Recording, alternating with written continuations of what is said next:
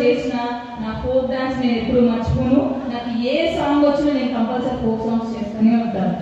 And ఒకటే చెప్తున్నాను girls మీ అందరికి, చదువు చాలా ఇంపార్టెంట్.